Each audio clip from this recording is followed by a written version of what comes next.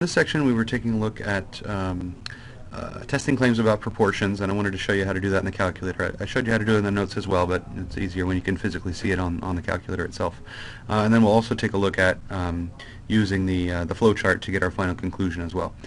So with this first problem, we had a problem about workers, a survey of whether they got their jobs through networking or not, and with a 0.05 levels of significance, we were supposed to test the claim that more than half of workers at this company get their jobs through networking. So the first step is always the same, whether you're doing things by hand or with the calculator. Either way, you want to calculate, or find what H0 and H1, what the alternative, null and alternative hypothesis should be for that particular test. So in this case we're testing the claim that P is greater than 0.5. That ended up becoming our H1 because it did not contain equality, and H0 is always a statement that it's equal to a certain value, 0.5, and that'll end up going in our calculator, so that's important. Alright, we calculated our test statistic by hand, but again I wanted to show you how to do that in the calculator as well. So under Stat, over to Tests, and then down to 1 prop z test. Okay, it's number 5 on my calculator. I think it's the same on the TID4s as well, if you're using that. So 1 prop z test. Okay, proportion, prop, and then test. We're doing a hypothesis test here. We use 1 prop z int before for confidence intervals, if you'll remember. All right, now it asks for p0, and that p0 is the value of p from our h0, or the value that we're asked to compare to in the claim. So 0.5 is our p0, the value from our claim from p equals blank on our null hypothesis h0. So that little sub-zero there means to look at h0 and find that.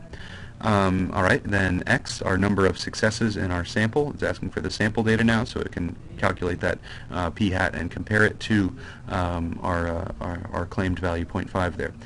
So x was 429. 429, about 61% of our 703 was our n workers, so that they got their jobs through networking in our sample. Alright, now a key step here that sometimes people get tripped up on is to select the right option here. So where you want to look for, what you want to look for here is what you wrote down in H1. So again, it's important to write down H0 and H1 first because we need that before we get to the calculator. So we'll go to greater than P0 because our H1 was P is greater than 0.5. So it says prop is greater than P0. Make sure you hit enter on that, not just mouse over to it, so that when you arrow over to it, so that when you go down to calculate, it's still highlighted there. Alright, so we'll hit enter, and that gives us several things. It gives us our test statistic, z equals 5.846, which is a little bit different than what we found by hand because we rounded our p hat with that percentage that they gave us, and a p-value. Now again, remember that a p-value is a probability, so it has to be something less than 1. 2.5 isn't less than 1, so I have to look for that times 10 to the minus 9th. That's a key thing that we want to watch for there, is that scientific notation. So that's a very small p-value. It's not 2.5, it's 0.0008 zeros and then 2.5. So we get a similar p-value to what we found by hand. Again, a little bit different with the rounding there, but similar enough to make that same conclusion that we would reject the null hypothesis. That p-value is very, very small, almost 0 basically. Sometimes you'll see basically 0 for a p-value like that. It's smaller than our level of significance of 0.05 that we were going to compare that to from the significance level given in the problem. So we make our conclusion based on that. You still want to write all that down, but just write down the z and the p, the test statistic and the p-value that the calculator gives you there along the way. And then the first step and the fourth step still stay the same as they were before. Alright, so again, I did want to show you how to use the flowchart to help us make that final conclusion, to get the right wording there. So let me zoom in a little bit on that flowchart here. So it says hypothesis test, wording of the final conclusion. It's on the last page, the fourth page of that formula sheet. There's tables and stuff after it. So we start at the beginning. It says, does the original claim contain the condition of equality? Well, our original claim was that more than half of workers at this company get their jobs through networking, P greater than 0.5. So no, it did not become equality, and you notice that it did become H1. It gives you that little hint in parentheses there. So we want to follow the bottom arrow here. Did we reject H0? Yes, we did. We had that very small p-value, so we rejected the null hypothesis, and it gets us to this third box for the conclusion. The sample data support the claim that, and then we write down that original claim. So our original claim was that more than half of workers at this company get their jobs through networking. The sample data support that claim that more than half of workers get their jobs through networking. Alright, and then we tried one more. So in this next one, we were doing a little bit different example about smoking habits of adults. We surveyed 1,018 adults. 224 of them said that they had smoked cigarettes in the past week, and we were to use a 0.01 significance level to test the claim that fewer than a quarter of them, fewer than 25% of all adults, sorry, not of them, but of the entire population of all adults, have smoked in the past week. And we said that was less than 22% of our, it was about 22% of our sample, so less than 25% of our sample, but is that significantly less than 25%, enough to say that that for sure fewer than 25% of all adults have smoked in the past week. Alright, so our claim was P is less than 0.25, the opposite of that greater than or equal to. That made our H0 P equals 0.25, always equals for H0, and then the one that did not contain equality, the less than, becomes our H1, P less than 0.25. So it says that we're dealing with a left-tailed test, and that's going to come into play as we tried that in the calculator. So stat tests one prop Z test again, since we're testing a claim about a proportion, the proportion of adults who have smoked in the past week, not an average or standard deviation or something like that. This time our P0, the P from H0 is 0.25, okay, the one from the claim.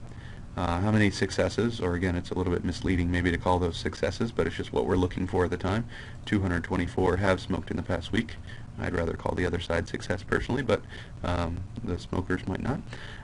So out of 1,018. Okay, and then we need to select the correct version for our H1 here. What does our H1 have? P less than 0.25, so we want to pick less than P0, make sure it gets selected again, hit enter on that, and then go down to calculate, and we'll hit enter, and again it gives us our test statistic, Z equals negative 2.208 if we round. P-value right below that.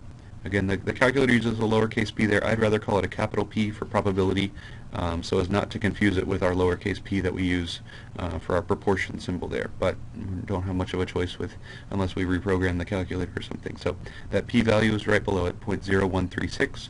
That turned out to be greater than our significance level, greater than 0.01, greater than our alpha, so we failed to reject the null hypothesis that time. We get a larger p-value than our significance level. I want to show you one more thing before we mention the conclusion on that one as well. So under tests, one prop Z test. If you go down to draw instead of calculate, it'll give you a little normal distribution picture, and you notice that that left tail is shaded there. That is how much of that area is shaded. It gives you the test statistic and p-value still. So if you want to see the picture along with it, then draw is sometimes a good option there. You don't have to. It gives you the same information, but if you want to kind of confirm with a picture that you've drawn or something, then sometimes that's a good idea. Okay, so let's verify our conclusion then for this one as well. Back to the flowchart. Did the original claim contain the condition of equality? Again, our original claim did not contain equality this time. It was just that less than 25% of adults have smoked in the past week. So just less than, not a less than or equal to. If it had the or equal to, then we'd say yes, but we're saying no. Did we reject H0? This time, no, we did not. So we follow that bottom arrow again, and we get to the fourth box down here. And we said there is not sufficient sample evidence to support the claim that fewer than 25% of adults have smoked in the past week. So even though our sample had a little bit less than 25%, that little bit less wasn't quite sufficient. It's not strong enough evidence to say that definitely fewer than 25% have smoked. Maybe just by some random chance we got a sample where less than 25% had smoked in the past week, but there could be another sample where it's more. It's not beyond a reasonable doubt, in other words.